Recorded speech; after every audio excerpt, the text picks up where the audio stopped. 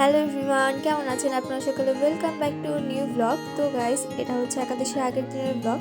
তো আমরা একাদশীর জন্য আগের দিন হচ্ছে নিরামিষ খাই। তো মা এখানে করলা ভাজি করে নিচ্ছে আলু দিয়ে, আর এখানে ফুলকপি সিম কেটে রেখেছে। তো এগুলো দিয়ে তরকারি রান্না করা হবে। তো এখানে মা ফুলকপি আর আলুগুলো ভেজে নিচ্ছে। তো এগুলো ভাজার পর এখানে আবার সিম দেওয়া হবে। তো মা এখানে ভালো করে হলুদ দিয়ে ভেজে নিচ্ছে, আর এখন সিম দেওয়া হয়েছে। তো সিম দিয়ে এটা এখন ভালো করে ভেজে নেওয়া হচ্ছে। তো এখানে সবজিগুলো ভালো মতো ভাজার পর মা এখানে গরম জল দিয়ে দিয়েছে। তো এগুলো কিছুক্ষণ ফুটবে।